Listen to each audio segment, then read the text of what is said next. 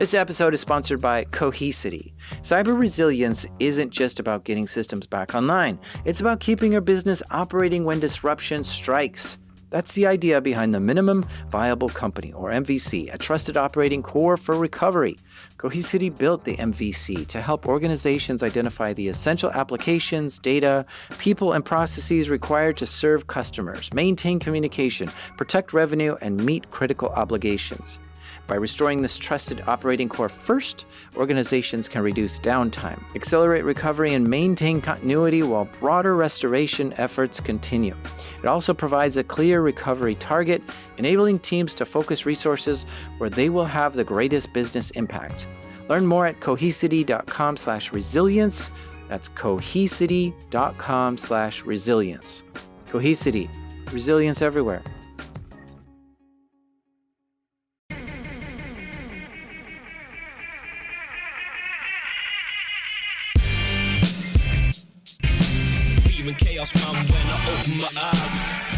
Hey, this has been a weird year, hasn't it? Well, this is going to be a weird episode. Are you ready to go on a musical adventure with me? Yeah? Okay, let's do this. Here, check this out. Doesn't happen systematically, past the hash laterally. What happened to me? I trojaned all the firmware, the backups in your battery. Responders won't find me. Did you just hear what I heard? Past the hash? Trojan all the firmware? What is this? In short, my wiretaps appeared. It's the man in the middle still kicking in your ear clear. First place when I'm claiming my... Man in the middle? My wiretaps are feared. Was this song made just for me? It's the information age. Watch the knowledge base grow. All these unsolved mysteries I really need to know. Who live like this? With the box full of op codes, locking down the top shows. Everywhere I drop flows. My fly words and birds in action together. Okay. I'm hooked, and I want to hear more. And if you do too, come along with me and let's dive into the world of Nerdcore music. But 2 quick warnings. First, this episode has explicit lyrics, lots of swear words and stuff. Second, make sure to listen to this at 1x speed, okay? All right, now turn it up. These are true stories from the dark side of the internet. I'm Jack Resider. This is Darknet Diaries.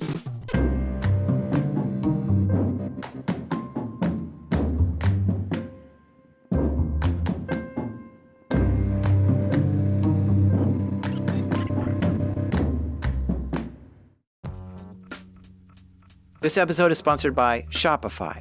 I know my job is to make a podcast, but I really love designing artwork for Darknet Diaries. And I take that artwork and I turn it into t-shirts. And I love selling those too, but you guys wouldn't be able to get them if Shopify didn't make it so easy to have a shop online. Because first of all, Shopify has a bunch of templates to help you quickly set up a website that you love. No coding required. It's amazing seeing your merch on a professional looking site for the first time. And then after you've set up your site with Shopify, you get to take advantage of Shopify checkout. Customers get to check out quickly and easily, and you get to hear. All you need is the idea. Shopify handles the rest. If you're serious about hearing your first, start your free trial at shopify.com/darknet today. You heard that right. Start your free trial today at shopify.com/darknet. That's shopify.com/darknet. This episode is sponsored by Rippling. These days, you can chat with AI about almost any business problem, but only Rippling AI is built to solve them. That's because Rippling is the only AI built on your live global workforce data, giving you full visibility into your business and the ability to take action with AI that executes across departments. Say you want to retain top talent. Just ask Rippling, who are my top performers this year, and instantly receive a workforce report highlighting your best employees with supporting data like comp ratios, performance reviews, and engagement metrics. Rippling AI can turn these insights into proposed retention strategies, including a recommended 10% spot bonus for top performers. So don't settle for AI that's all talk. Head to rippling.ai/darknet and get AI that turns insight into action. That's Rippling, spelled R-I-P-P-L-I-N-G. rippling.ai/darknet. Sign up for your exclusive access today. Okay, first on the playlist is Whitey Cracker. This is DJ MC Whitey Cracker. And that's spelled with the letter Y, the letter T, and then Cracker. Now, to give you a taste of what Whitey Cracker's music sounds like, here's an appetizer. Hold up in the stingy makeshift apartment in the basement of the barcade in the darkness. Cable is running off in every direction, and the record electronics manage every connection. Lights blinking, computers thinking, I'm tinkering, living like the archetypal internet kingpin. Traffic on the scanners, but shining, so I'm a shadow, and I gotta get my weapons ready. Prepping for battle, load them with ammo, get them dangerous. Payloads in my codes, words, viruses, that get them contagious, and I'm feeling like a Danish. With the sweetness, fingers on the keyboard, typing, show my leadness. I can beat this behemoth of a... You hear all this? Living like the archetypal internet kingpin? Traffic on the scanners, been shallow, so I'm in a shadow. And then he says, fingers on the keyboard, typing, showing my eliteness. I guess that sort of frames my curiosity. How elite are nerdcore rappers? Who is Whitey Cracker? To find that out, we have to stop and rewind the tape to when he was a kid. He grew up in California and in Colorado and was introduced into tech by his father. He worked for Hughes Aircraft, and he was working on like peacekeeper missiles, just all the Cold War cool stuff, but absolutely hated California. This is Whitey Cracker talking. So moved back to Colorado, and he was working with Martin Marietta, which became Lockheed Martin. He's very much hardware oriented, and I kind of fell more into the software field, but it was lucky to have a computer in my house kind of when they weren't as ubiquitous as they are now. So that was really advantage, I think. But the first time I ever touched a computer, I was just super fascinated with them. So just want to figure out everything, how they work. Get down and boogie. We're talking the 90s here, when Whitey Cracker was in high school, and he was getting online then and looking to see what was there, which, by the way, there wasn't much online at the time. I was really into like the bulletin board scene locally, and I think from there is kind of where I started reading a lot of text files, zines, and sort of the tales of the underground, and got real fascinated with phone phreaking and hacking and stuff, just sort of being like a natural extension to the understanding how computers worked. The internet and computers were fascinating to him, so he kept going deeper and deeper to learn more about it. My first real hack, I think there was the public library had a bulletin board system, and I found out how to like drop into a shell, and I turned it into an egg drop bot. At that time, most people didn't have a persistent connection to the internet, but his library did, so he installed an IRC bot on it, which could act sort of like an admin of a chat room, something that was always vigilant, watching everything that was going on.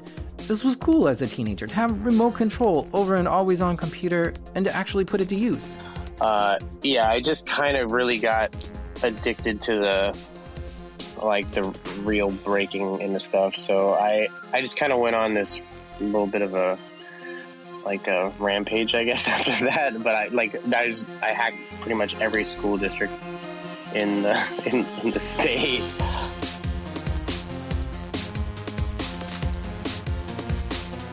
Now, before we get too far down his hacking path, at this same time, he was also learning how to make music on his computer. Oh, and just so you know, all the songs you hear while we're talking with Whitey Cracker were made by him.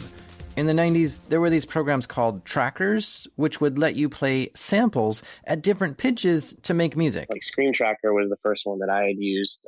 And actually a couple of the computer guys that the other hacker dudes were super into electronic music. Here's one of the songs he made while in high school using Screen Tracker. What do you think about Whitey Cracker? I think I would like to fuck him. You know, I wasn't going to say anything, but that intro brings back memories I totally forgot about. When I was a teenager around that same time, I found some text-to-speech software. Whatever I wrote, the computer would try to say it. You could do male voices or female voices, British or American accents. And when I discovered this as a teenager, I made the voice say sexy things too. And possibly all teenage boys who discover text-to-speech programs for the first time get the computer to say something dirty just to giggle. At this time in the 90s, the cool place to be part of was the demo scene, and Whitey Cracker was right in the middle of it. The demo scene was its own subculture of the internet. It pretty much was just a audio and visual showcase made by independent artists.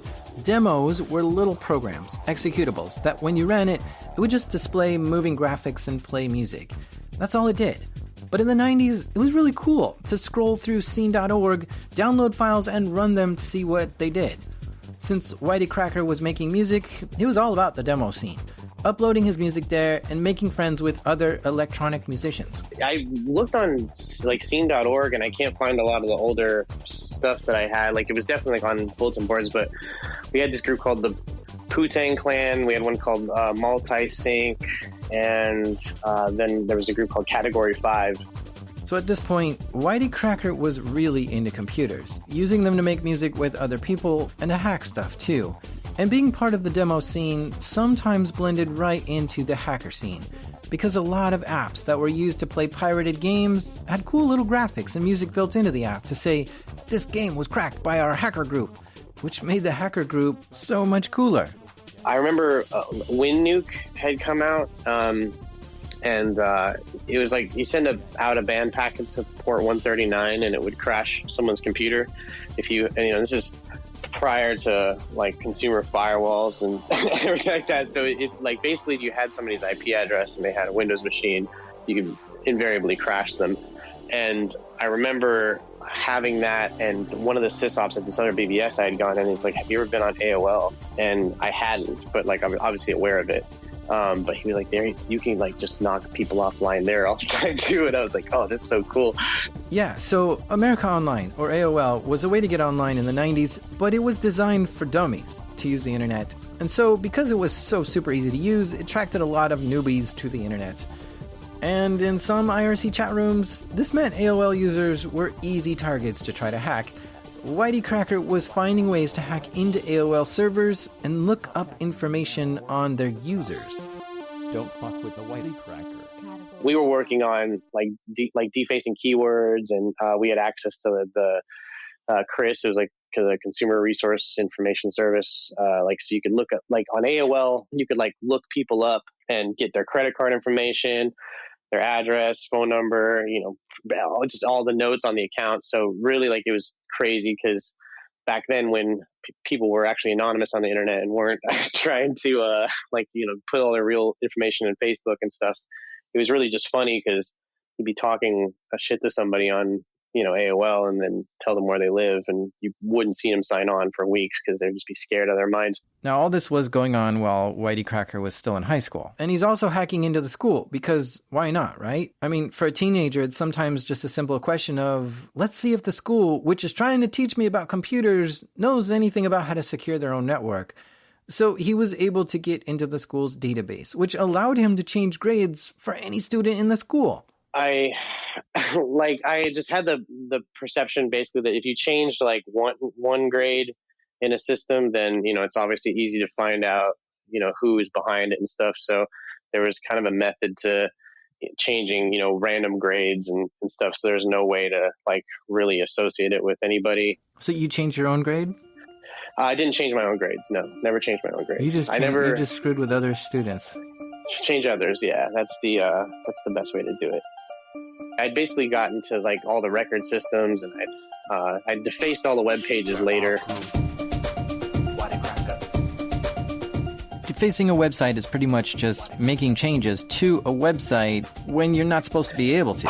I would replace the entire front page. So it's like all you'd have to do is go to the domain and you would see it there. I would leave links to the original pages and stuff, but yeah, just replacing the entirety of the page. Sometimes I would mess with the just take the existing page that's there and just mess with like the text to make it funny, and edit the pictures, and sometimes it'd replace it completely. But again, I think it was just a competitive atmosphere that amongst ourselves we were just trying to find the biggest fish and fry 'em.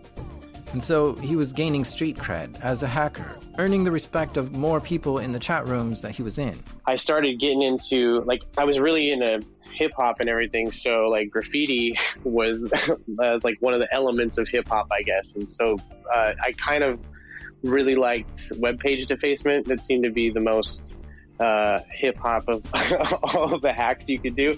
So I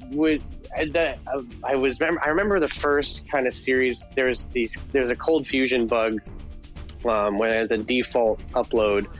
It was like in the examples of the cold fusion server, but some people would just leave this directory up there, and it allowed you to just arbitrarily upload files to web pages. So I remember just grinding out like local car dealerships, just web pages I'd see on TV. Like, again, this was back in the late 90s and early 2000s. So it wasn't like most people had AOL keywords back then, which was like how you would visit them on the internet, since so many people were on AOL. So that, like I said, defacing keywords and defacing web pages just became kind of this sort of funny way to kind of use the hacking, but not. There was glory in it, I guess. You're not stealing nuclear secret stuff. This was fun. This was a rush for him. Making music and defacing websites became his two biggest hobbies. First, it was like high value target type stuff, corporate. And then for whatever reason, like it was just like the mills and the govs just became sort of enticing shiny Pokemon to me. Mills and govs? Those are top-level domains. He's talking about any website that ends in .mil or .gov. So he's targeting military and government websites now. Some of the ways he got in were pretty simple, too. He just had a handful of techniques, and he would try each technique to see if it worked. These were sometimes simple tools just to check if the web server was vulnerable, and if so, he'd exploit it. I did, the city of Colorado Springs, so my local town, and I hacked like the USGS, Texas Department of Public Safety, so it's like their sheriff department.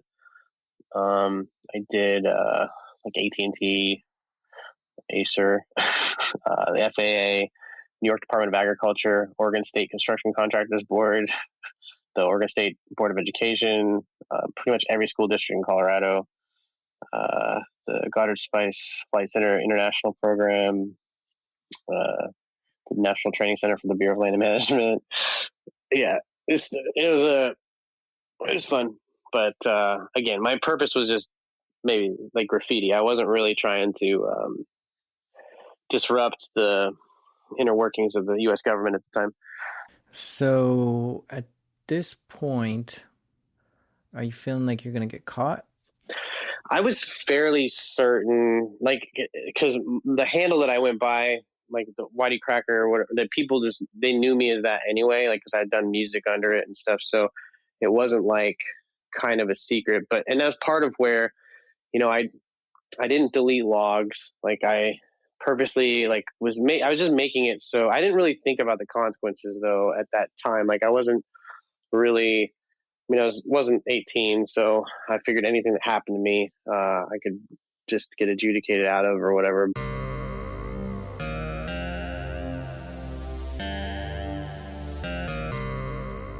At this point, Whitey Cracker discovered a pretty interesting thing that could potentially earn him money. He found some websites had referral programs. Basically, the website would pay anyone cash for referring a new user to the site. So Whitey Cracker realized, hey, if I had a lot of email addresses, I could send them all an email telling them to go sign up at this website, and I'd get paid for sending people there. So he entered into the world of spam.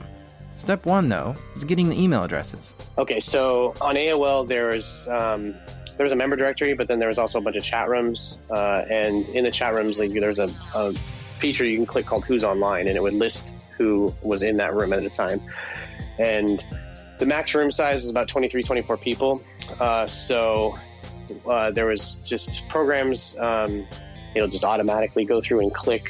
So to gather the names, pretty much, you would just go to all the public rooms and you would cycle through, and initially there wasn't any rate limits. So you could just basically get the entirety of AOL and just have something that's constantly running and grabbing names from the member directory. So you could take a dictionary file and then search for certain things that would be in people's profiles, and you would just scale out that way. So you've got, a list of like a few hundred, a few thousand? Millions.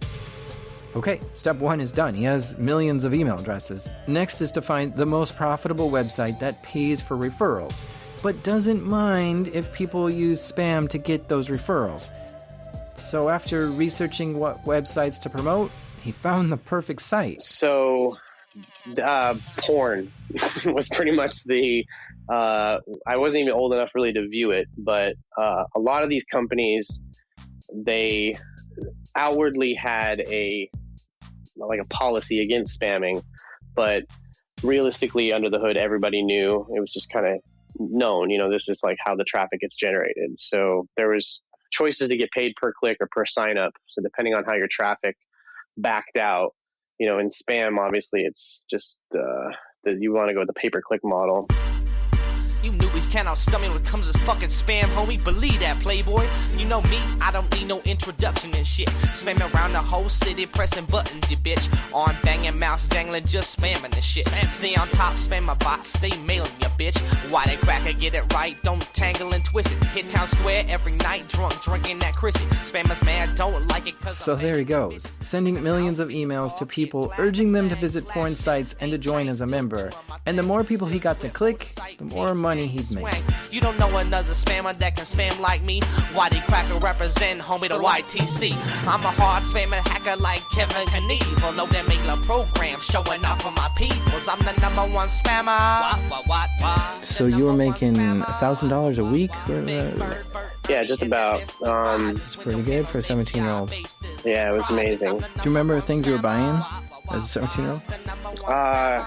Lots of computer equipment. My wardrobe was insane. I had just the most insane. Echo was my favorite clothing brand, and I pretty much had every piece that they owned. But I was taking my friends out to dinner and everything all the time. Bought a car. I don't know, just whatever. Again, it was just. Would your parents think that you had? How'd you get this money? They knew, but my dad was always just really. My parents are really traditional, and I was kind of at that point bucking education and stuff. I wasn't. I'd realized that I make more than my teachers. Not even really working. And there's sort of this whole kind of teenage rebellion thing where every teenager does think that they know everything, but at that stage I was really well, if this is what's possible, then why do I need to continue to do this type of stuff? So I think my parents, my dad was trying to instill work ethic in me, going to work and showing up and this type of stuff. It's not, and I was no, it's the money that's important. It's not the job. It's the byproduct, the end result of what you're working for is the key here. So we were at odds, I guess, philosophically. There's a little place in my dreams where I go and I wanna cheer up, it seems. No filters and no limitations to stop me from spamming and paper chasing. Send a million mails, not one complaint. See, sure right away, and there isn't a way. AOL doesn't sue anybody because they consider spamming a hobby. Everyone buys and no one jumps, and there aren't any anti-spammer punks. The post where you live on Roxo because you live in the land where the cocks grow. Everybody has a credit. Somewhere around here, Whitey Cracker dropped out of high school, which I understand. He's running circles around the school's network, so there's probably not much they can teach him about computers. And he's making more money than his teachers. He's feeling like he's got life figured out. It's a spammer's paradise where everyone has an email and checks it twice. Buy anything without seeing the price and send money to Nigeria because the print sounds nice. Cybercrime seems to be how some people, particularly juveniles, feel important. For Whitey Cracker, a 17-year-old dropout, this meant compromising and defacing multiple websites. Kids like us, we go out every day, we have fun, and we come home and rule the world. He came to the attention of DCIS when he illegally accessed a Defense Contract Management Agency web server. Once inside, he replaced DCMA information with text and graphics in which he bragged about his exploits. The pattern was repeated on over 40 websites, including servers maintained by NASA. Agents from DCIS, NASA, as well as the FBI began to close in on the juvenile. Meanwhile, police in Colorado Springs were conducting their own investigation. They were tracking down an individual who had hacked into local school records. The minor responsible for the defacements was soon identified, and agents began to build their case. Whitey Cracker knew they were onto him. Detective DeHart told me that they had a 314-page case report on the whole thing, and I was just like, that's huge. The 17-year-old suspect eventually confessed to one count of computer crime under Colorado law. He was placed on 2 years probation and fined $24,000. Slowly rise from a shut state, clearly an open and shut case in prison. By the syndicate, micro chips implanted in my wrist to get branded. Murray shot scanning along with a handprint. And the biometric tracking is mandatory. When my story begins, just another prisoner was making amends. The cell doors open. Everyone exits their cells in a uniform motion. But none of us move until the guard is spoken. Cause a spoken joy ain't a pleasant notion.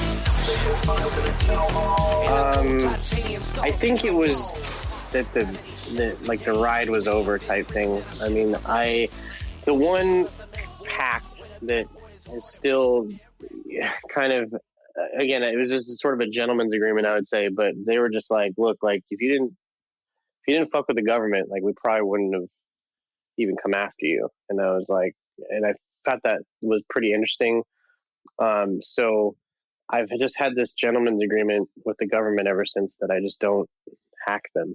And ever since then, like, I mean, I've pretty much stayed out of, I haven't been raided since. And it's not like I kept my nose the cleanest, but at the same time, that was pretty much just the biggest, I guess, takeaway is that, you know, the government will really roll over you if, you know, they have infinite budget and infinite time if you humiliate them. But while he had a truce with government websites, he didn't see any problem with continuing with his spamming career. Spamming is life.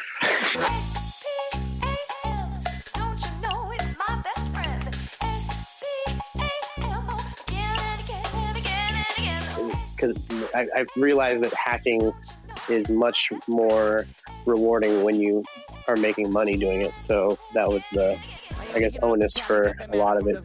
The defacing things wasn't really profitable unless you're obviously defacing something and putting a link to your gas cards or something like that. Don't bounce when responder is off. Got enough complaints just yesterday. Had to clean the abuse box out like a juice box. Find a new spot. Proxies are hot, so I get up on the script and I load another bot and shrink down the list like cotton. I gotta make a drop, man. This biz ops hot, man.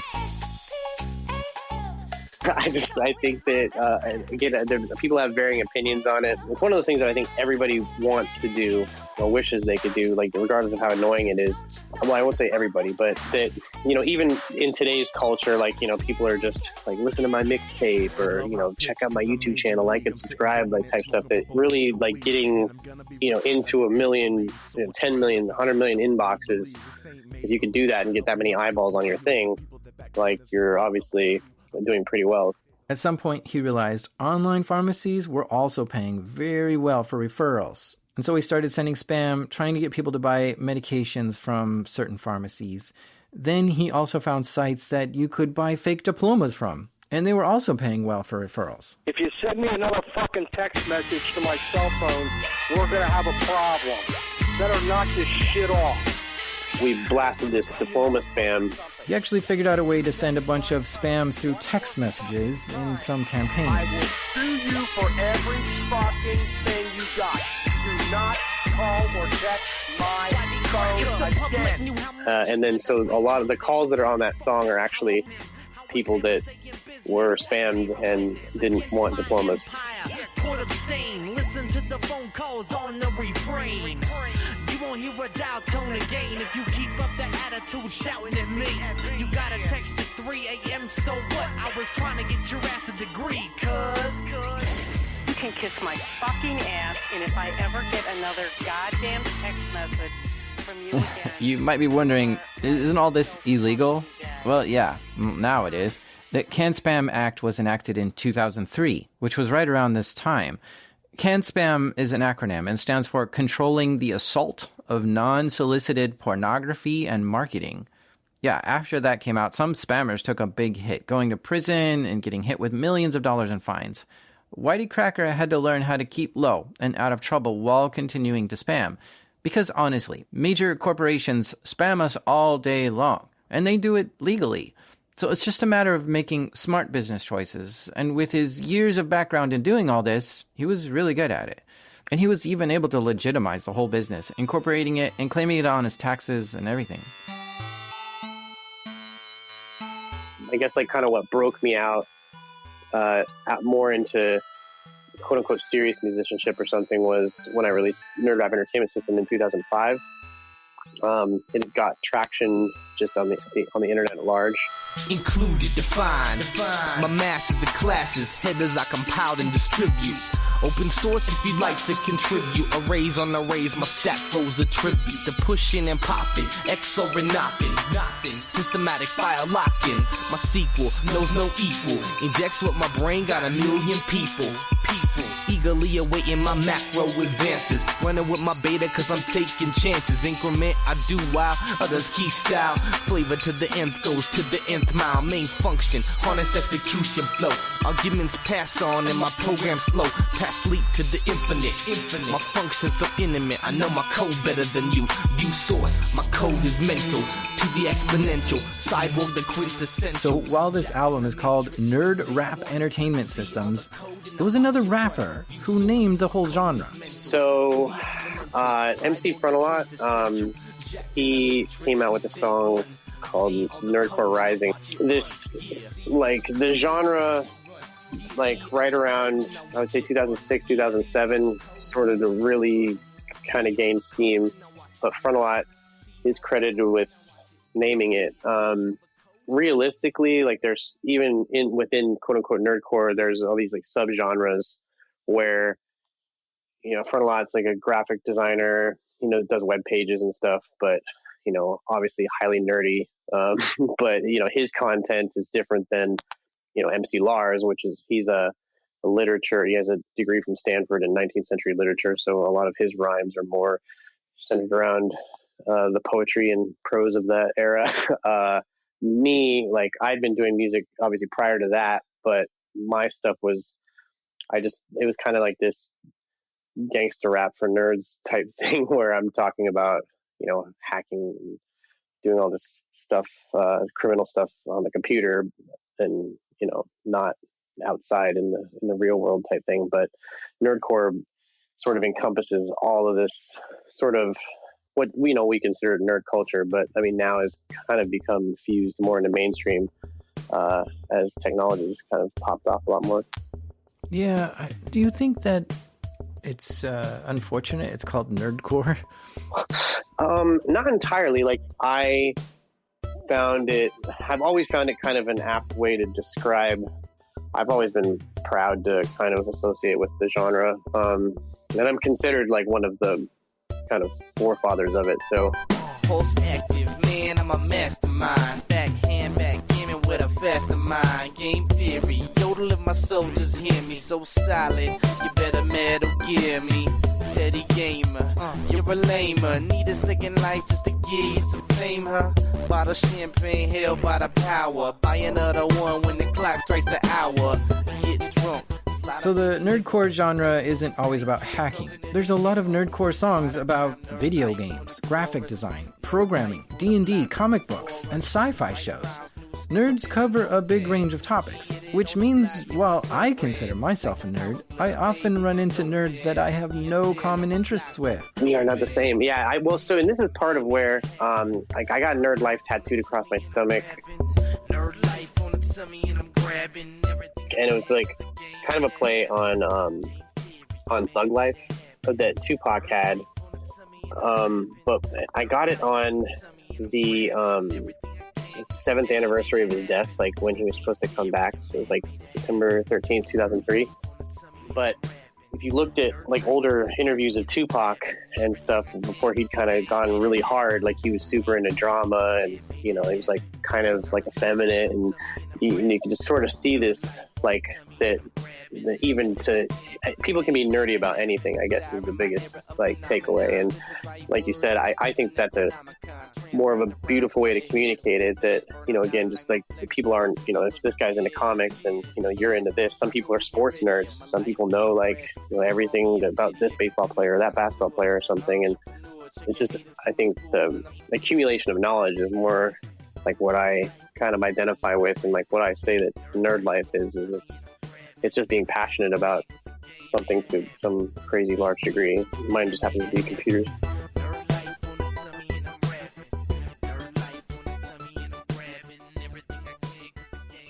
So, Whitey Cracker's music career has been pretty successful. He's been able to do international tours with his music and play tons of live shows every year. I get probably 5-6 fan mails a day that are just, you know, like, I got into computer security because of you, or I listen to your music all the time, like while I'm coding, or, you know, whatever. And that to me is just, I just teaching through music or getting people like inspired that way is a lot, like, that's where I kind of feel the success comes in, is that, you know, my fans by and large, like, are all relatively smart and, you know, again, passionate, and you kind of have to be a fan. And so, whereas, you know, if you're a Drake fan, you know, nothing against Drake, but that you have all this cross section, you know, is way different, and people don't, like, I wouldn't say that like Drake inspires people to code or something, so it's a little bit different. But like, you know, do you know who Deadmau5 is? Yeah, so he actually plucked Anti-Sec out of the weeds, and he's been playing it out now, but we're re-releasing it on Mousetrap, his remix. So it's kind of, I guess, going mainstream in a sense, where, I mean, Deadmau5 is putting it on his album and stuff, so there's a little bit of that. I mean, still is happening to this day. Okay, so yeah, Whitey Cracker made this song called Anti-Sec. Here, take a listen. I'm the de facto leader of a movement, screaming hack the planet back in 99. Activism in its prime, global hell had the dot mill rooted. Alphabet soup and they troops in the suits, kicking down doors and seizing my equipment, blocking on my shipments, sitting on they hit list. Whole day radical, emphatic, beat addict in the stab hit. I envelope the game, call me rabbit. So this is a song about lulsec, which I'll have to do a future episode on sometime. But basically, Operation Anti-Sec was a hacking campaign conducted by a group of anonymous hackers called lulsec. And they hacked into a ton of websites, including Sony, PBS, the US Senate, and a bunch of other sites. The lulsec kind of anonymous phenomenon, you know, I was involved in Project Chainology and some of the other stuff, but yeah, that the scene right around that time was really booming. To the bleachers. If you're sitting below deck in the lows, vote salute, bitch, and show some respect. Pounding through your speakers. It sounds like he was there watching what lulsec was doing, and at least being present for some of the things they did. So since he had a front row seat and was watching it all go down, and it was making major news, why not write a song about it? HB Gary stay toast like a strudel. Root shell on your bootstrap. Now who's that? Bottom the M join and drop your whole C class. Yeah, C class. It is evident we flouncing. Iron cannon in the proc list, deep dousing. Lean back, bitch. We be sending an injection. Magic quotes off. Join table intersection. Put it up on pace, being it won't get erased. Then 20 million hits till you're down like. Another thing that Whitey Cracker got involved with along his journey was Bitcoin. One of the songs he's known for is this one called Bitcoin Baron.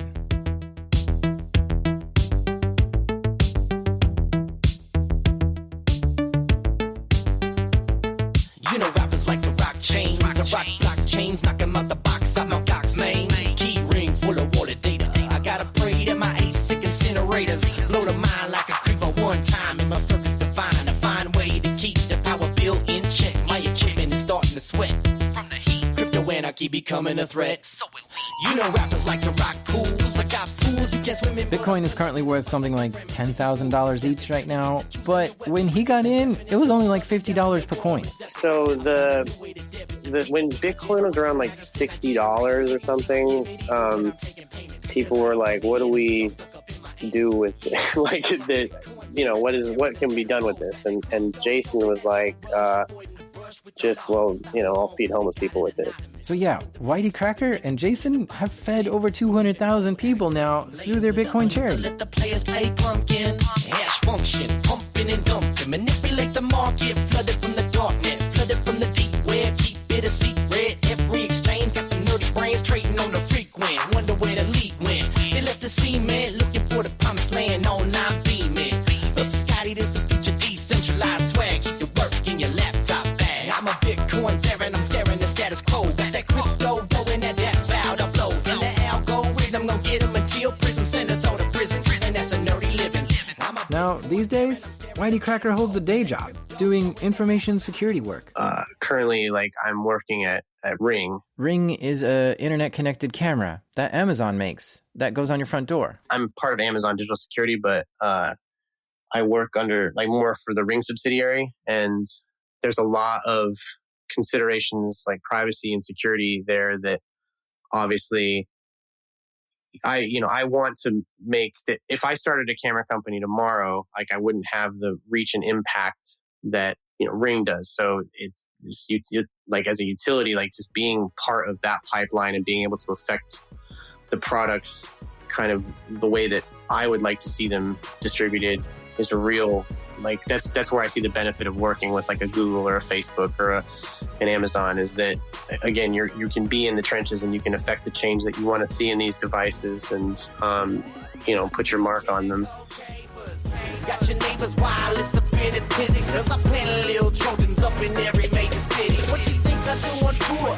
Rap don't pay the bills, I'm chaotic neutral swag with computer hacker skills. So check the stripes up on the jacket, and pay respects to the malformed sin packet. We metal in my girt, online. I'm a filthy little hacker, but I still shine. Got an army on the grind, check the stamp on the time. Put your click and finger up if you represent computer crime. Metal in my girt, online. I'm a filthy little hacker, but I still shine. Got an army on the grind, check the stamp on the time. Put your click and finger up.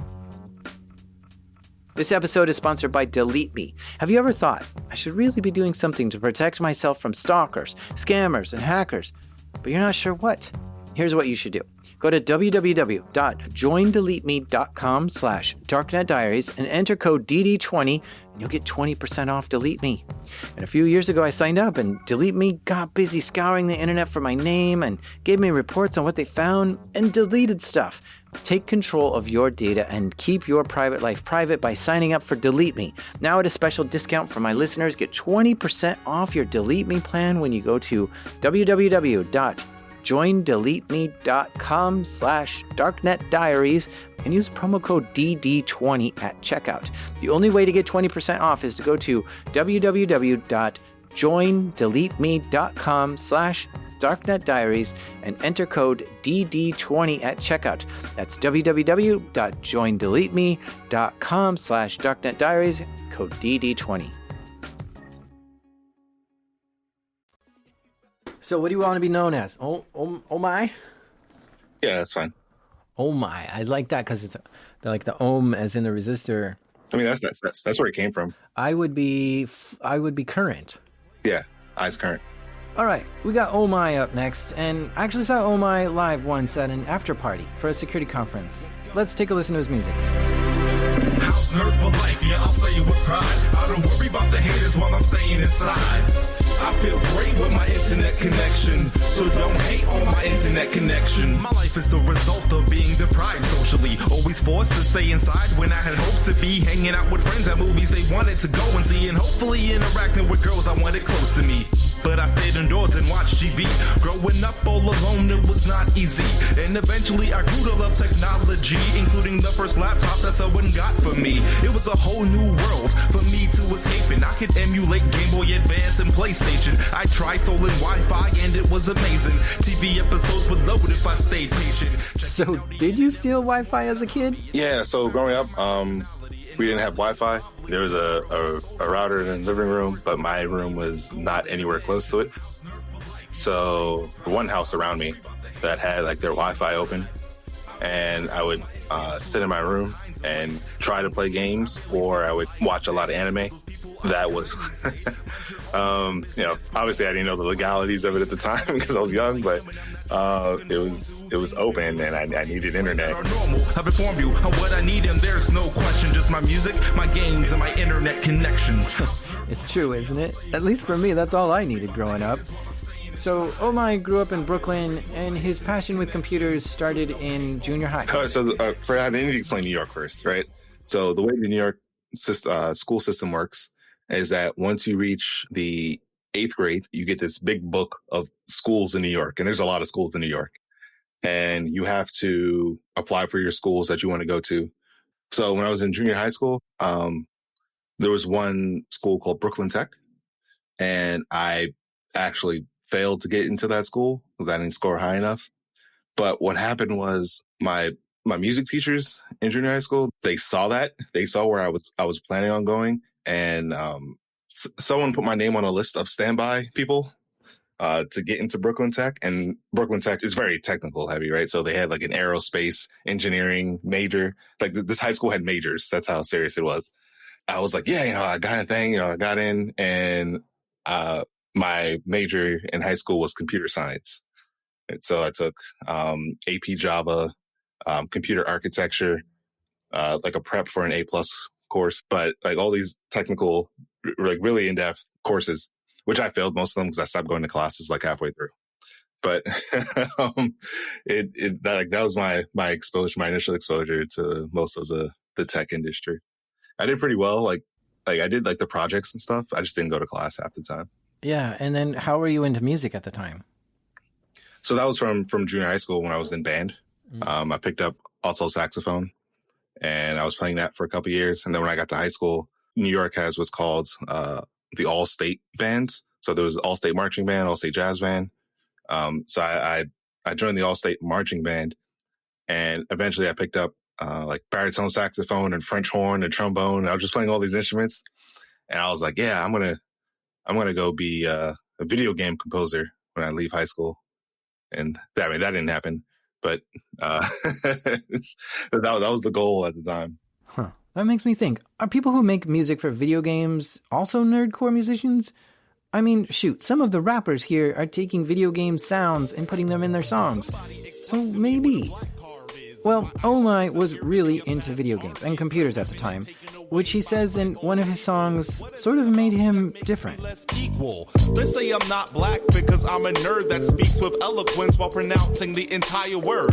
But the whole idea of that is really quite absurd. So listen up for a bit and you might concur. Yes, I'm an educated man from Brooklyn. Yes, I'm a nerd, but there's no need to sink your hooks in and try to... So, okay. The first thing I understand is that in a lot of black neighborhoods, right, there's like an expectation, at least back in the 90s, and maybe still now, you sort of fit in a certain way, right? So if you like certain things or if you talk a certain way, people will say, oh, you talk like you're white, right? You talk all proper, all that kind of stuff. And it was kind of one of those things that at the time, like, I was just kind of like, I was like, oh, okay, sure.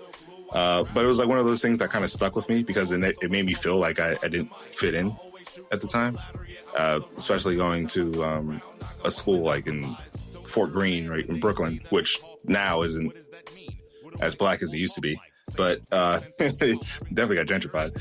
But it was one of those things just growing up. It was what I was told by like other people, right, who look like me. It was oh, you're too white, or you like white girls or something like that. And it was kind of like, okay, sure.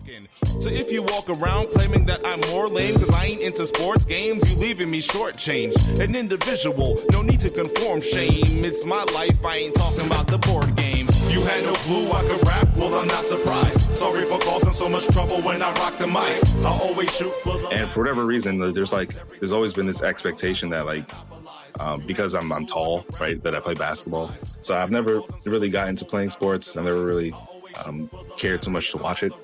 I get really annoyed when people have put that expectation on me, like I'm supposed to know something. I joined the Navy and I left. I left New York, and I was doing electronics. So I had my hands in a lot of like deep network and radar electronic stuff. He spent years in the Navy doing this stuff, and he was thinking about getting out and doing something else, but then he saw a new opportunity. The Navy has this role for cryptologic technicians for networks who do mostly, that's like the cyber field for the Navy. And I was like, you know what? I'm going to give this a shot. I'll stay in for 4 more years and see how it goes.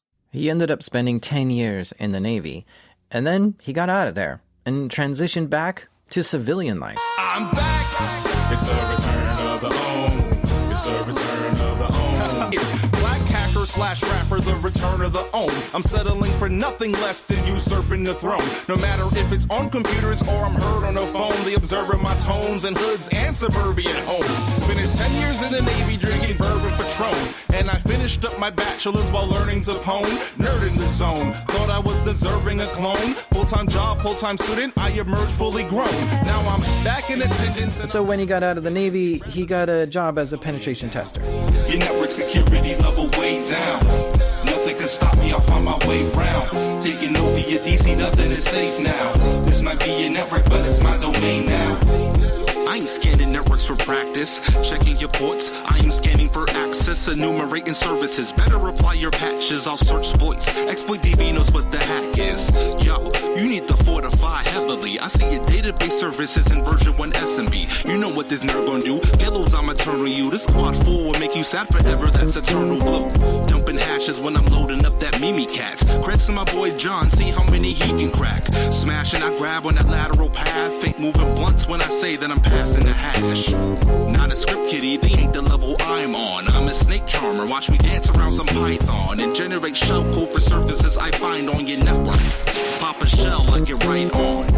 So when I was a web app pen tester, and as I was doing this pen test for whatever site it was, they had ASP, right? And I was like, well, what can I do with this? He decided to write his own tool to give him command line access to this machine. And so like being able to take over an entire box, to me it was like super exciting. So it was the first time I did it. And like being able to take over an entire box just through a web shell and like writing .NET payloads and all these other cool things that people were doing that I was just kind of like, oh, you're doing cool research in .NET. Let me go figure out how to write this web shell. It was definitely an experience. It was like one of my favorite experiences from that job. No antivirus products? Guess you never heard of those. I'm on that Willy Wonka, got the golden ticket Kerberos. You actively blind, I'm tapping your lines, homie. All your unsecured traffic is mine, homie. While your boss browsing porno in the workday. No good, he about to catch a virus in the worst way. He's staring out a lot of chicks, but all I'm getting out of it, that site he's peeping is mining Monero with some JavaScript. And I bet he won't like that. I'm just trying to get paid to be a white hat. Open my report and I'ma write that and show the impact of an attacker and put him on the right track. I wrote that song specifically for my resume because I knew that like getting out the Navy, getting a job was going to be a little hard. And I had some experiences with some companies who explicitly mentioned that they had a hard time hiring veterans because of personality issues and like personality conflicts. But I just wanted to do something unique for my resume. And so I just left the link to the song at the bottom, the footer. Mm-hmm. I was like, yeah, check out this song. Like, hire me, please. Please. Well, how did it work?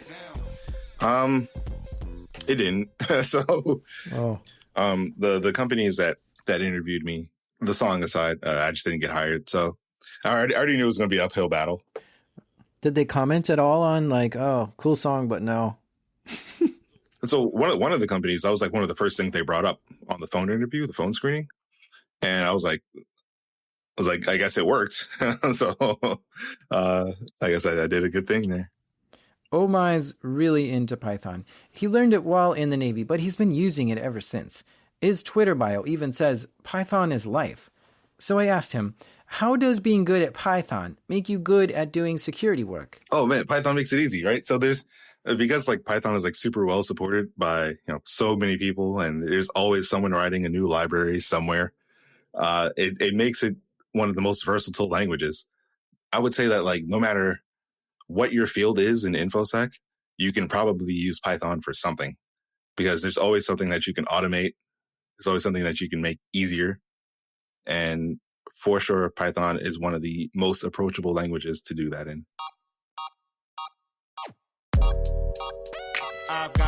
Like any human, nerdcore rappers suffer from loss and heartbreak too. Here's how Oh My brings his relationship experiences into his music. Sometimes I look back and I think about the times that the two of us were fearless lovers. Then we fell apart and we both had broken hearts, but we never got to clear our buffers. So you remain in memory. We both try to pretend to be okay when we get near each other. Two threads caught in a deadlock.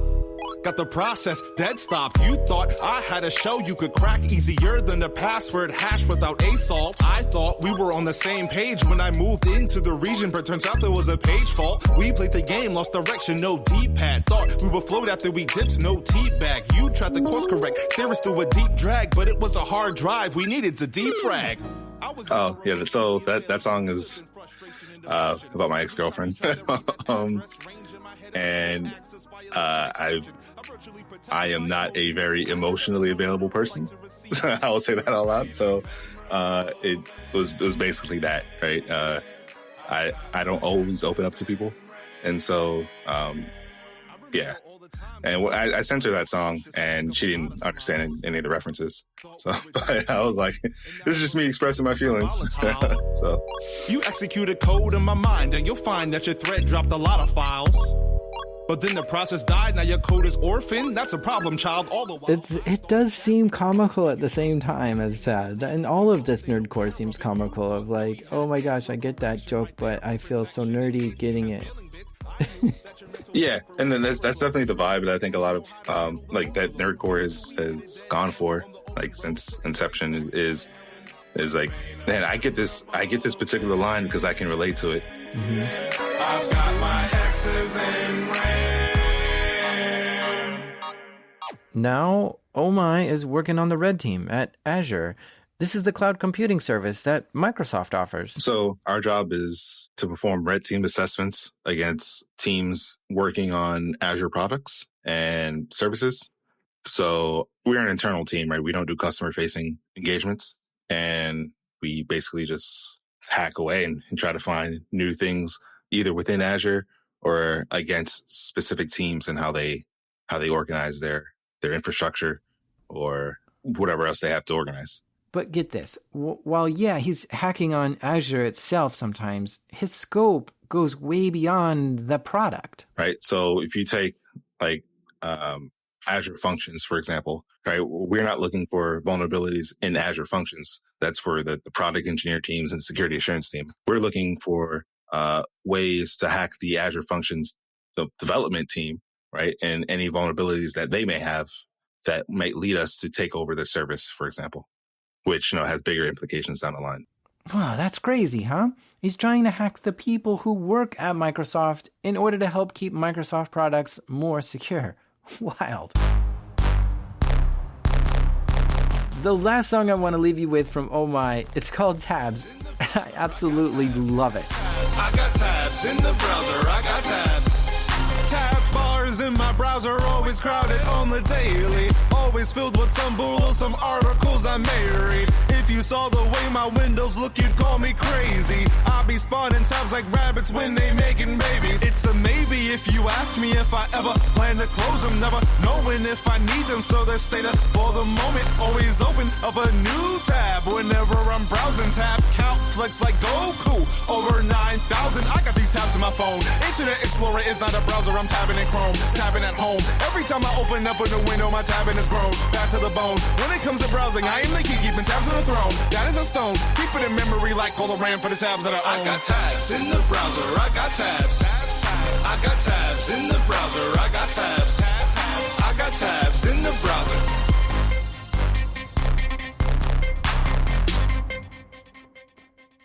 Our last musical act is none other than Dual Core. Yes, I am Int80. I'm the rapper in Dual Core, and I consent to this recording for the use of Darknet Diaries. Okay, just to clear things up, Int80 is the name of the rapper, the guy we're talking with, and Dual Core is the name of the rap group. I'm beyond excited to be on the podcast. Your podcast is literally my favorite one. I've listened to every single episode. I can't say that about any other podcast. Dang. And as soon as new episodes come out, it's like the first thing that I listen to.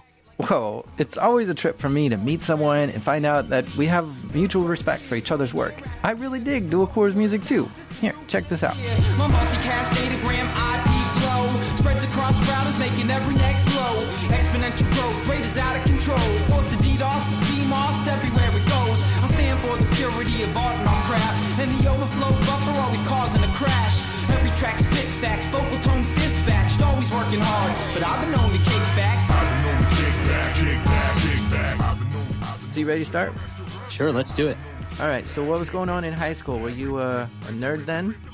Absolutely. Yeah, I got in trouble in high school. I took a C++ programming class and sent, using NetSend, I sent a message to all the Windows computers saying there was a virus in the system, and I waited until everybody had logged out at the end of the class period, and the next class period came in, and they all logged in and got this message box popping up saying there was a virus, and I got kicked off the computers for like a week. And it was in high school where he started making music. I listened to hip hop. There was a kid that I used to program and hack with on AOL, and he lived in New Jersey. And so we would either be talking about hacking or programming or hip hop. And we'd have discussions of who the best rapper was, et cetera. And he's actually the one that got me started rapping. He sent me an email with a rap verse that he wrote about how he was a better hacker than I was. And I paid it no mind because I knew that I was a better hacker than him. And he kept bugging me to write a response back. So eventually I wrote a response, and that was my first rap verse that I ever wrote. And it was about how I was a better hacker and programmer than he was. My first time online, 1995, my neighbor's new computer. We took it for a ride, addicted from the start, and it wasn't ending soon. In JPEG room, seeing women in the nude, but that's not my interest. Time I could invest, Deltries and Trojans, computers I could infect. Hold on, I'm getting ahead of myself. Take a step back. I remember making my first website, and I was just learning HTML, but obviously I didn't know HTML particularly well. And I went to paste something into an IM to somebody, and I thought I had some other content in the clipboard, but what I had was the markup from the website that I was building, and it was all messed up, and it crashed AOL, or it froze it, or something bad happened. And I was curious as to what happened, so I looked at what was in my clipboard, and it was the markup from my website, and there were some syntax errors, like the tags or the values were wrong or something. And at that point, I realized, okay, what if I intentionally put bad values in the markup and then send that to somebody? And so then I just started kind of manually fuzzing, putting in strange values like having a font size of a bunch of 9s, or starting the HTML with like an ending HTML tag. And so what would happen is there were all these bugs in the AOL client, and you would get kicked offline, or AOL would freeze up or crash, or something bad would happen. And at the time, it was dial-up, so it took you like 10 minutes to get back online. So you'd be in a chat room, and someone would argue with you, and you'd turn off your IMs and send them an IM with this awful HTML in it, and their client would crash, and they would go away and get kicked offline. Step back, started making fan sites of artists that could rap. Pasted some code in an IM to start up. AOL choked, it was frozen on the markup. Came across proggies and tools made by others, kicking people offline. The scene called them gunners. Had the best strings, it would crash and hold the throne, so I couldn't give them out. Had to code it on my own. VB3 download and feeling out of place. And so I used to trade these punt strings, this malformed HTML, for stolen accounts so that I could keep access. My parents would always get upset with me for some reason, and then they'd take away my AOL access. And so I had all these stolen accounts so that I could continue having access to the internet. And what really drove me into programming was I had a secret stash of punt strings that I refused to share to anybody because they were so good. And so I needed a way to weaponize those. And so that drove me to learning Visual Basic and the Windows API so that I could write my own punters to then kick people offline. Dualcore actually collaborated with Whitey Cracker on this song. It's called I Remember. Digital gangsta, he made a splash in a couple private rooms in 98 if my man is correct. I got immediate respect in my past with the freaking and the hacking and the spamming for cash. Just as Astro, I actually did not want to do computers as a career. I went to school. I have a Bachelor of Arts in political science, and I wanted to be a lawyer. And I really enjoyed classes like civil liberties and criminal justice. I really enjoyed doing case studies, writing about dissenting opinions, and concurring opinions. And I always thought of the movie The Matrix, where they show Thomas Anderson in his cubicle after he's just been yelled at by his boss. And it just looks like such a drab situation to be in. So that was my stereotypical view when I was younger about what having a career in computers would be like. But I was approaching graduating from my political science degree, and I went to a law day at a law school, and learning about how much you had to read and write was unbearable for me. So I decided hacking computers is really fun, and maybe I can get a job doing that, or at least programming and building web apps and stuff, which is something I had been doing at that point. His first computer job was doing website development. He then started hanging out at security meetups, and from there he got an internship doing security work. After that, he went to get a job doing application security, which is where he's paid to find bugs in the software that the company makes. Right. Except I was a consultant, so I would basically be on like a 5-day engagement, and we would do white box or black box assessments. White box being where you have exposure to the entire source code, and black box where you're just targeting just like a regular site or an application without any knowledge of its source code. And then, you for the first 4 days, you're pretty much hacking and trying to find bugs. Unfortunately, like I think in one of my first assessments, I think I pivoted through the network and got domain admin and checked in with the engagement manager and said, okay, I've got domain admin, now what? And they're like, no, that's not what you're supposed to do. You're just supposed to take a screenshot of the alert box and put that in the report. Down your brain, from the start when computers had tubes. I don't mean the internet's the real vacuums with diodes and relays to shoot for the moon. Just one system filled the whole room. Advanced back then to write plenty tracks. I toppled Colossus, sacked ENIAC. Back in the 50s before they had help. My AI deceived even Turing himself. Let's see. At that point, I think we had just started dual core. So I know we started dual core in 2006. That was when we were making our first album, 01. In 2007, that was when we released our first album, 01. And also in 2007 is when I got my first application security job. And I remember when I started at the company, people already knew about dual core, which was mind-blowing to me because I was just some kid recording rap songs in a basement in Cincinnati. So it was a shock to walk into a place and people already knew my music that had only been out for a few months. Let's play a game. Dial up NORAD's global thermonuclear war pack. Rabbits and blue shots match my angle with the Da Vinci virus to capsize tankers. Large fortunes made in small amounts. Take a fraction of a penny out of everyone's account. Fire and ashes. Dual core is two people. It's myself, Int80. I'm the rapper in the group. And then the other half is C64. So I write and record all the rap songs, and I have the mustache. And C64 makes all the beats. He does all of the mixing. He does all of the artwork, does some of our social media stuff. And he's basically all of the talent in the group, and I'm just kind of the loud person in front. New application, human surveillance, echelon intercepts, analyze evidence of discard irrelevance of signal intelligence, looking for a flash of light in the black and night, passing by to satisfy. Penny Arcade published a blog post about our album, which got our music in front of a bunch of listeners. And I kind of used that as a springboard to start booking shows as rapidly as I could. So I said, Penny Arcade is a big fan of our music. Here's a link to their blog post. You should totally book dual core. And we ended up playing at DEF CON that year. Just a few months after that, we were the first ever live hip hop act to play at DEF CON. And I've been playing every year since 2007, live in person, except for 2020 with the pandemic. 85 pounds on his frame made it pitiful, alive in his mind. He nurtured a trust, cause that was the only thing they couldn't touch. He took up hacking to push away comatose proet code, exploits, races, and overflows. He made two friends named Mike and Tim, and come to find out they were just like him. Yeah, I then moved into a position doing reverse engineering, and I was essentially cracking copy protection. So companies would come in with copy protection that would go on a particular device, and they would want to know how fast it could be broken.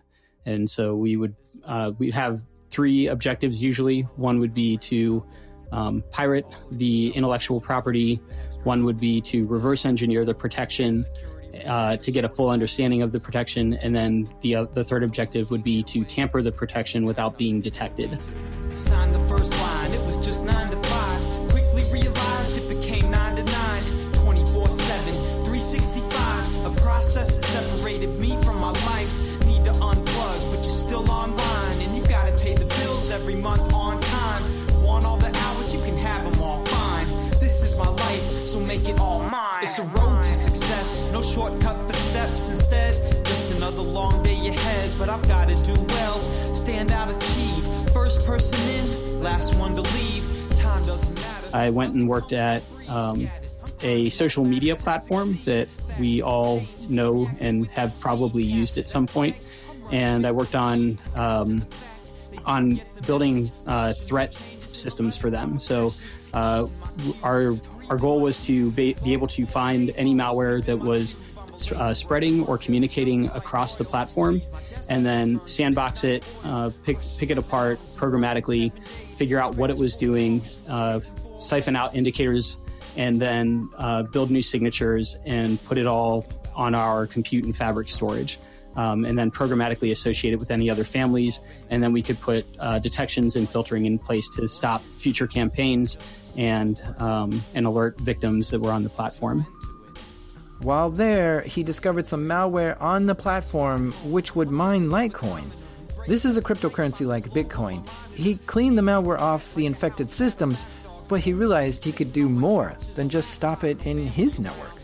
I reached out to the Litecoin mining pool and asked them if they would stop all of the progress for this particular account.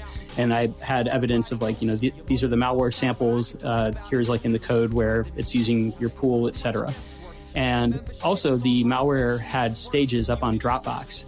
So I worked with Dropbox and said, hey, this malware is staging off of your platform. Can we find all of the instances of it? And so Dropbox was able to find them all. And then the C2 was at some hosting company.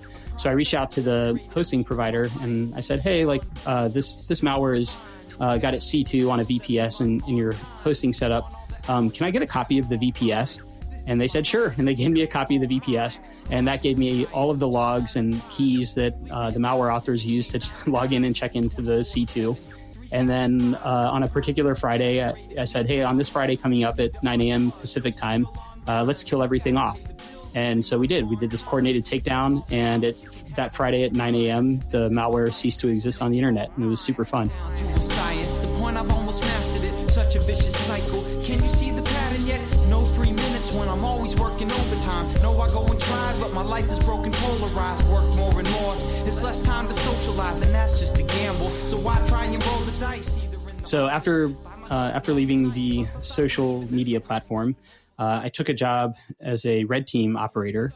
So I worked on the red team at Salesforce, and our job was basically to make the bad things happen. To be stepped on. Hackers are the future. We're the ones for you to bet on. Fuel to the fire like computers wear a chevron. This is all decades, way before I met John. So I led on. Knowledge gives to wisdom. Got a job and it pays, and it doesn't end in prison. Help secure computers by installing malware in them. Hoping they don't twist it, turning me into the victim. We would start any red team operation with asking the question, what's the worst thing that can happen to this business? And Salesforce has a number of acquisitions, so there's always fresh attack surface for us to look at. And we basically would try to go after things that were really important or critical to the business, things that mattered the most. Because if you're handing in a report to executives and you just say, look, I popped an alert box, no executive understands why that's important, maybe not even what that is. But if you're able to say, I have a copy of all of your customer data, and I've put backdoors in the source code that makes your business run, and those are the most important things to your business, they're going to understand we're going to be out of business, or the stock's going to take a hit, or bad things are going to happen. And so we would do that kind of stuff, right? We would try to exfil customer data, or we would try to backdoor source code, or we'd break into places sometimes. And so trying to frame the objectives in a more high-level way and telling a story rather than just handing in a report that people might not read. Commanded and controlled, inject drop cats, cross-site, all that. Felon catch launching shells every time I hear a call back. One more story, one more hacker. Back to the past when the path got fractured. Sometimes calm, sometimes disaster. Turn the page and we start another chapter. Just another story, just another hacker, just another past. Up until it's shattered. Sometimes calm, sometimes disaster. Turn the page and we start another chapter. But that job didn't last long. If you Google DEF CON Salesforce, you'll see articles about a mishap that happened, and he got caught up in all that. I have since pivoted into a cloud engineering kind of role. And so I build cool stuff, but I also break things. And so it's a nice balance of getting both sides of it, right? Being able to construct and then also tear down and see how to construct it better in the future. Not every geek with a Commodore 64 can hack into NASA.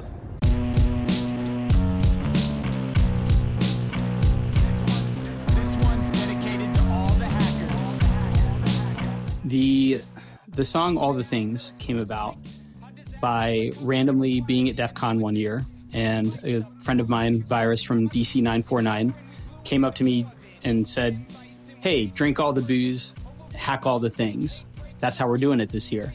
And I said, "Oh, that's cool. Like, sounds like fun." And my producer was in from the UK. He had flown all the way to Vegas. And also with me was Dale Chase. And we were rolling around playing parties. And I think it was our fourth party of the night. And we get there and the whole pool place is packed. It's just, the pool area is just filled with people all waiting for a dual core show. And so like, all right, so we show up and my producer and I are talking and we're like, what if we played like a set where we just kind of make it up as we go? And so my producer is like, sounds good. And C64 is just throwing on whatever beats that he wants to throw on. We're not sticking to any particular set and we're just going for it. And so Dale and I are just kind of rapping verses. We're putting in hooks where we can. And my producer plays this one beat, and I said, let's do a freestyle. I like this beat. Sounds good. Let's do a freestyle. And so I just say, like, all right, in the chorus, I'm going to say, drink all the booze, and everybody yell, hack all the things. And it was amazing. Like we started the freestyle, and we got to the chorus, and I yelled, drink all the booze, and it's 4 something in the morning in Vegas, and the entire pool area is just people screaming, hack all the things. We drink all the booze, hack all the things, drink all the booze, hack all the things. Several years after the song had been out, I got an email, and it was a person who said, hi, like, I work on the game Watch Dogs at Ubisoft, and we're making Watch Dogs 2, but nobody knows yet. And I saw you play at DEF CON, and I need your music in the game. So how do we do that? And I said, send me an NDA and we'll get everything set up and we'll make it happen. And so they ended up including all the things in Watch Dogs 2. Then we're back in underground.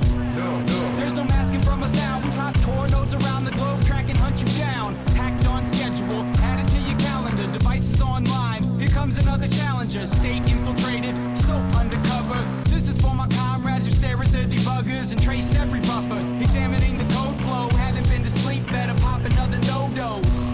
I think I'll need a planet-sized urn, cause some men just wanna watch the world burn. Your turn. Dual Core has continually grown more popular over time, and so much that he's been able to book live shows all over. I played all across the US, Canada. I've played in Colombia. I've played in Brazil. I've played in Dubai. And I've played all across Europe as well. We even did a 3-week tour, me and my producer, in the UK. But when I started, I always thought that my ideal week would look like hacking stuff Monday through Friday and then playing rap shows on the weekends. And that is the structure that I kind of derived or composed and have stuck with all these years. And it's worked out really well. I've done some tours where, we're on the road for anywhere from like 3 to 8 weeks. But for the most part, normal week for me is like Monday I go to work, and then Thursday or Friday I'll fly out and play shows, and then Sunday or Monday I'll fly back, and Monday I'm back at work again. Dualcore has done some collaborations with other Nerdcore rappers, but not all Nerdcore rappers are hackers. Like we were saying earlier, some Nerdcore rappers talk about video games and some talk about anime, but in order for Dualcore to collaborate with these other people, he created a file sharing system on his server that he set up. However, he set it up using SCP, which is a secure file transfer method, but that takes a couple steps to set up. When I started doing collaborations with folks, I'd say, hey, here's send me your SSH public key and I'll set you up with a user account and then you can SFTP or SCP your waves up.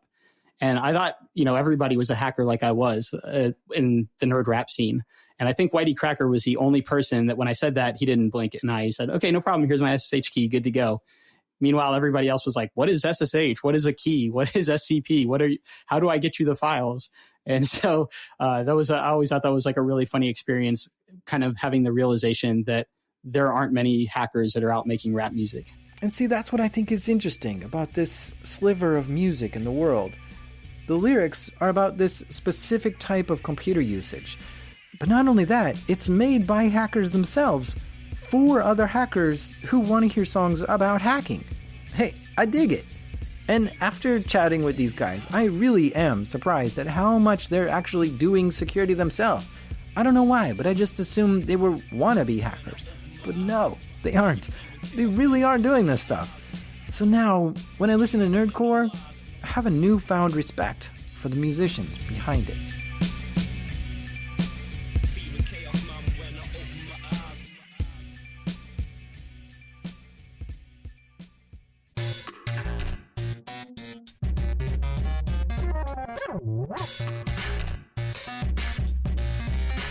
A big thank you to Whitey Cracker, Oh My, and Int80 from Dualcore. I never had guests bring their own soundtracks on before, but this was a fun ride. If you want to listen to just the music from this episode, I've created a playlist for you. Go to darknetdiaries.com/episode/78. While there, you'll find more about each of these artists and really dive into their music because they have a ton of songs to discover. Also, I want to give a big thanks to my Patreon members. Those who are donating to the show are a massive help for the show's success. Thank you so much. But I did the math, and less than 1% of my audience is helping the show through Patreon. Look, if you've gone through every episode and can't wait for new episodes, consider donating to the show. This tells me most of all that you like it and want more of it, which motivates me to keep going and make it better. If you want to help, please visit patreon.com/darknetdiaries. Thank you. This show is made by me, Sir Dollar String, Jack Reciter. Editing help this episode by the Funky Cherry, Damien, and our theme music is by Biggie Doom, aka Breakmaster Cylinder. And even though for some weird reason I think 1024 is a perfectly round number, this is Darknet Diaries.